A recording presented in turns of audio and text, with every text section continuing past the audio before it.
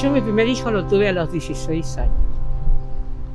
Y me casé porque estaba embarazada.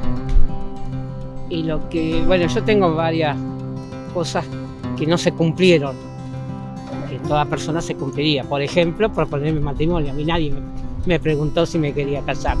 Yo me tenía que casar. Que no hubo problema, pero bueno, viéndolo, a mí nadie me pregunta. Yo veo que se preguntan, ¿te querés casar? A mí nadie me preguntó.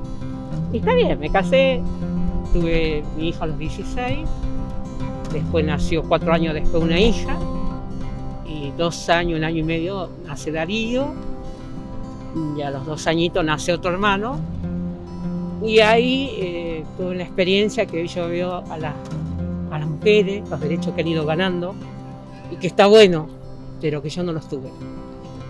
Yo cuando nació mi 4.º hijo quería ligarme las trompas porque no quería tener más hijos. Tenía 4, un problema social. Y bueno, hice todo, conseguí médico, estaba todo listo y me pidió la firma de mi marido para poder operarme. Y mi marido me dijo que no. En el año 80, bueno, no me operé, no había las herramientas que hay hoy, no se conocía.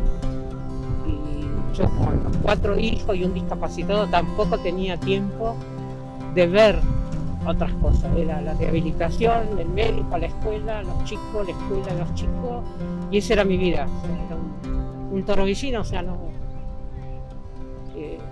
Cuando nacieron los 4, bueno, a los 9 años del más chico, quise ponerme a estudiar. Empecé para terminar mi secundaria y me volví a quedar embarazada. Ahí vinieron 2 más, yo tengo 6. Venía medio a trabajar y ahí salíamos, yo no me animaba a hablar con nadie, que es una cosa que yo cambié con Darío. Darío me hizo cambiar mi vida, ver la vida de otro lado y enfrentar la vida. O sea, cuando nació mi primer hijo era mi bebé hermoso, yo era la señora en la casa y mi nene, y era jugar con él, yo tenía 16. Nos hemos criado juntos. Yo con mi hijo tenemos no relación de madre e hijo, tenemos de amigos. Porque yo me crié y lo crié a él. Y con mi hija nació y después ya viene el chico con problemas y bueno, hubo que salir a la calle, hubo que golpear puertas, muchas veces patear puertas, muchas veces. Y empezar a formarse de otra forma, empezar a pelear por un derecho, que mi hijo visibilizarlos, que mi hijo saliera a la calle, nunca lo dejé adentro, siempre a buscarlo, a llevarlo, a traerlo, a buscar. Yo viajaba a Roca 2 veces por semana en colectivo, 6 de la mañana, allá llegaba Daniel, hacía rehabilitación, 8 tomaba el otra vez de vuelta, a las 10 estaba en mi casa, pues yo tenía a mi otro hijo en mi casa y no tenía quien los cuidara. Y eso también, el acompañamiento, porque nació mi hija, tiene 1 año y medio de diferencia con el que tiene problemas, y atrás de mi casa hay una guardería de municipal, y yo fui a pedir a la guardería si podía dejar esa nena de 2 años 2 veces a la semana cuando yo iba al buque Roldán, y que podía estar toda la mañana en el buque, para que esa criatura estuviera segura. Me dijeron que no, porque era para las empleadas municipales. Y yo lo que le decía que era un problema social que yo tenía y necesitaba esa ayuda, porque tampoco podía pagar a alguien que viniera a cuidarnos. Entonces, hoy pienso que fue una locura, pero que en ese momento no tenía otras herramientas. Como hoy hay mamás que tampoco tienen otras herramientas y lo tienen que hacer. Yo dejaba a mi hijo de ponerle 8 años con una nena de 2 años para ir a llevar a hacer rehabilitación al otro, cuando no podía llevar a los 3.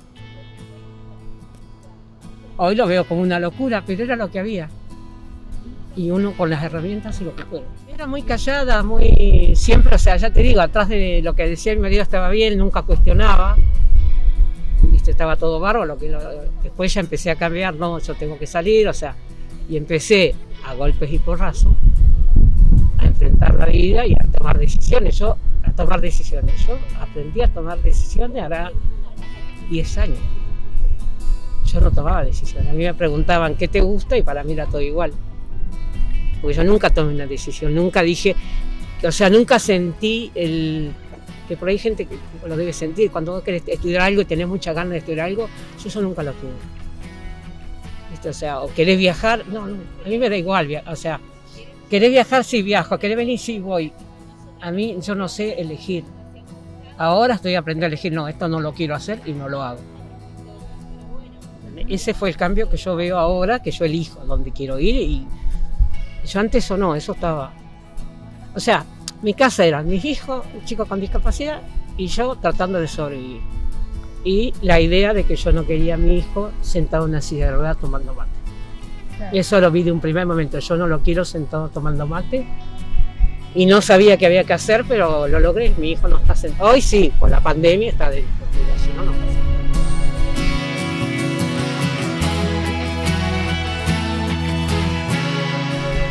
En los años 80 era un problema social. 3 hijos más un problema social porque tenías que enfrentar a una sociedad que no los aceptaba, que los tenías que mostrar. Hoy en día no es un problema social, hoy es una persona con discapacidad que tiene que estar incluida y que cuesta igual, porque tampoco se incluye a medias, pero en ese momento yo estoy hablando años 80. Y mira, la red de acompañamiento que yo tuve con nosotros, mi marido, mi madre mientras estuvo viva, sí, ella estuvo siempre.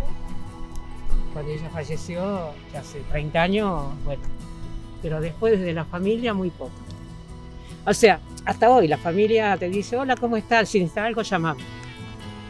Y yo creo que no hace falta que llamen. O sea, ante un problema de esto, que tenés un chico con discapacidad, no tienen que decir, llamame. Tienen que tratar de estar. ¿Entendés? Y eso lo vi ahora, ¿eh?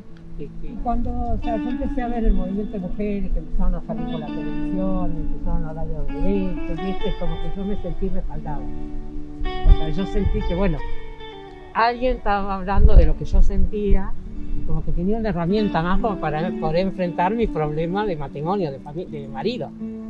¿Entendés? Que podía ir a la comisaría y golpear la puerta y que me atendieran y poder nombrar algo que me diera un respaldo, que antes no estaba. O sea, él decía siempre, a mí si me agarran estas mujeres me matan. Lo decía riéndose, pero él fue cambiando. O sea, bastante las actitudes, ya nosotros los últimos, tenemos ya hace 10 años, pero los últimos 5 años ya no habían esos problemas graves, andábamos. O sea, como que él cambió actitudes porque sabía que yo tenía herramientas, que no las tenía antes. Lo que yo tengo como una falta mía, o de la sociedad, no sé. En el caso de Darío, le estaba comentando cuando venía llegando, yo tengo 6. Todo mi hijo, el que no está casado, está juntado, hizo su vida. Queda Darío. Y eso sí, es un dolor que yo tengo, que Darío va quedando. Lo veo desde el lado mío. Escuela común, porque yo lo iba metiendo por todos lados, me lo rechazaban, volví a insistir. Hasta ahora Darío va a una asociación que hace lectoescritura y seguimos. Pero cuando el hermano que le sigue a él 2 años termina el 5.º año secundario, para mí fue muy doloroso. O sea, yo lo acompañé a mi hijo, pero yo no podía dejar de llorar porque quedó Darío en el camino. O sea, antes que ese iba Darío. Darío no llegó. Y eso es una que a mí me falta. Y en la parte de familia, de la parte sexual, ¿entendés? Eso que va a quedar Darío, o sea, yo creo que quedamos los dos solos, pero eso es algo que yo le debo a Darío. No sé qué va a pasar, quizás más adelante eso se cumpla, pero hoy es algo que a mí me falta y que no sé cómo hacerlo tampoco, porque ese es otro problema. Cuando uno más o menos tiene herramientas, sabe cómo hacerlo, no sé cómo hacerlo, y ahí sí tengo miedo, o sea, trato de no, o sea, Darío conoce todo, habla todo, pero son temas que van quedando. No que nada por los miedos, no saber qué responder, cómo enfrentar. Son deudas, ¿entendés? Yo mi vida siempre fue enfocada a mis hijos.